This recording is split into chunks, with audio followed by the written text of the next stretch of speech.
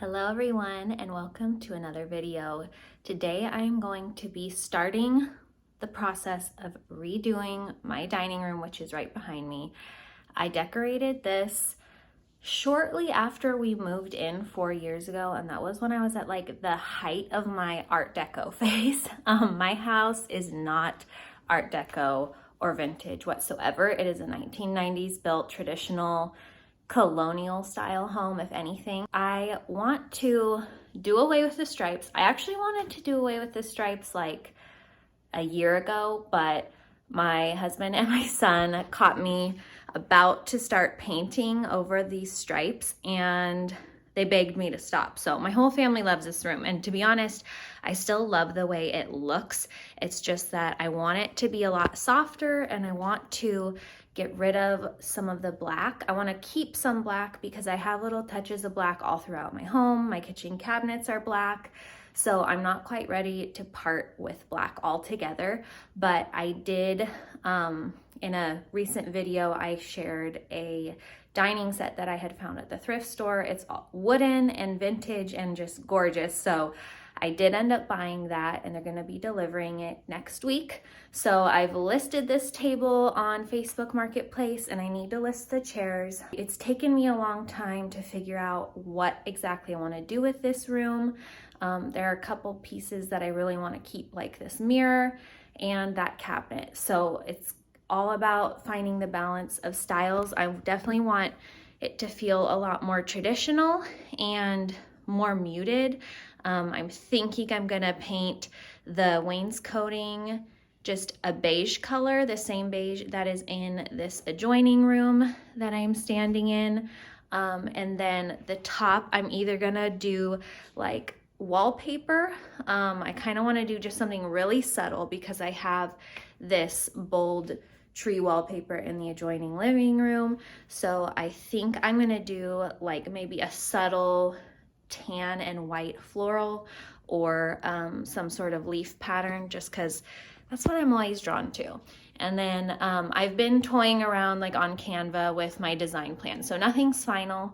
I actually did thrift a new chandelier weeks ago, and let me show that to you. So this is the new chandelier. I know it's not something that you probably expected, but it's like metal, and I think I'm gonna use rub and buff or spray paint to make it a little bit brighter of a gold. Right now it's kind of like this antique bronze or brass.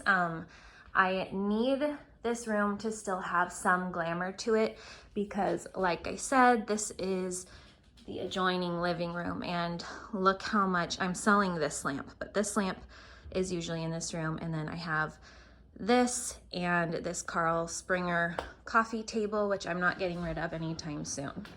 So like I said, my first step besides selling this dining furniture is going to be painting over these stripes, and then I'll take it from there as far as what I'm going to do on the upper portion of the wall, and we will get the light fixture swapped out as well.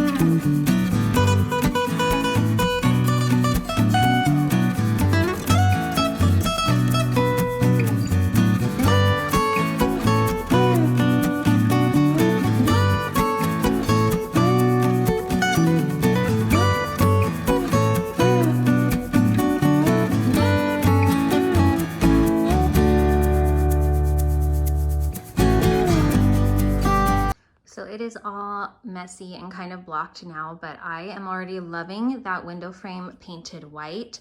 And I did start over here on the beadboard, and oh, it is so satisfying to paint over these stripes. I'm just using some leftover paint in a semi-gloss finish, and it's paint that I used in the adjoining living room that I showed you already. And then on the top, I'll paint it a more matte finish. And I don't know, I think I'm gonna just stick with solid tan paint up here. I might add a stencil or wallpaper some other time, but I just don't know for sure that I want to commit to that. So I don't want to incur the cost of something I'm not quite ready to commit to yet. So here we go.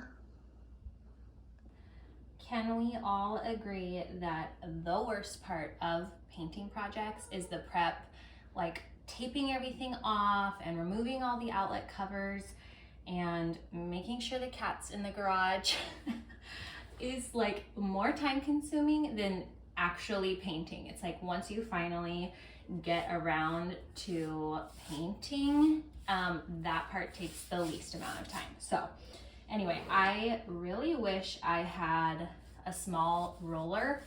I would have loved to roll over this with an initial coat and then gone through with a brush. Because of the texture and the like ridges in the beadboard, you have to ultimately go in with a brush at some point to make sure all those crevices are painted, but it would have been so much faster to go over this with a roller. I have a bunch of handles, but I don't have the right size like roller pads, so I will just be painting one stroke at a time with this little paintbrush. We also always need to have a fun beverage and a podcast in when we are painting, because I paint a lot. I do a lot of house projects, but I don't enjoy painting whatsoever. So I always just try to make it fun by having, you know, a fun beverage or maybe even a little snack or something, and then listening to music or a podcast, and that always helps make the time go by faster.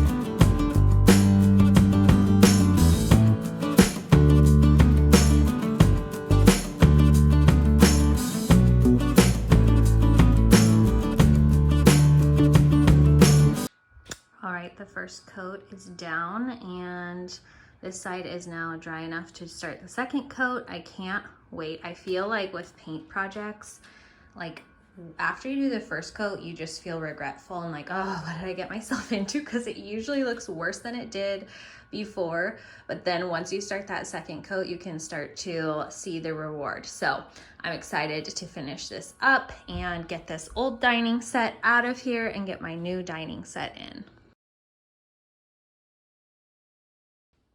The new dining set was just delivered yesterday and I am loving it so far. It is a little bit more orangey than I remember it being, but I like how it lightens the space. We still need to get rid of our old table, and then I'm gonna have to decide if I wanna keep my black accent pieces.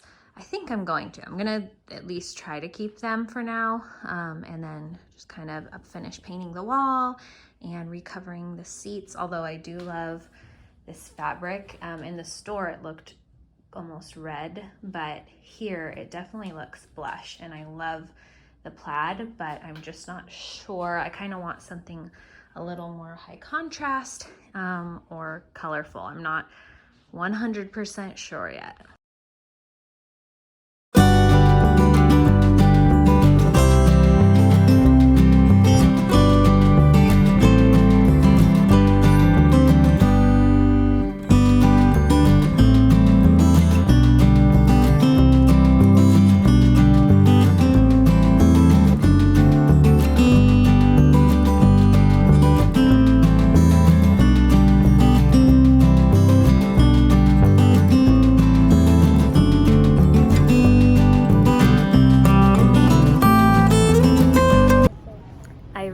Loved that black floral fabric that I saw when we first walked in, but it's really not the right material. It's a little too fuzzy. So I think that's the look I'm gonna go for, but that's definitely not the right fabric for me. So I'm probably gonna have to check online. I love this one. That would look good with the wall color, but I was gonna do like a checkered or grid curtain in that room. So I don't wanna repeat the pattern too much probably, but this is like the perfect color palette. Okay, I got super distracted by these gorgeous like embroidered fabrics. How cute would this be for a tablecloth? Like maybe on top of just the table or on top of a white tablecloth. And then this is the one that first caught my eye. How stunning is that? This one is like perfect for fall and spring, all seasons because of the colors. How cute are those? I think I'm gonna end this video here. I decided not to get any fabric at Joann's. I actually had decided like I'm gonna keep the fabric that's on these chairs because I have my blush living room, which is like opposite corner of the downstairs, and I thought, oh, that'd be kind of fun to have some blush in this dining room. But then after living with it for a few days, I decided I really don't like that tone of blush with this wood tone. So I am still gonna look for something that has some green in it. I might just end up doing a solid color. I just need to find the right material and I don't wanna rush it. And I'm gonna order some curtains and hopefully hang the light fixture, paint the walls, and I will get back to you guys with part 2. Thank you so much for watching. See you next time.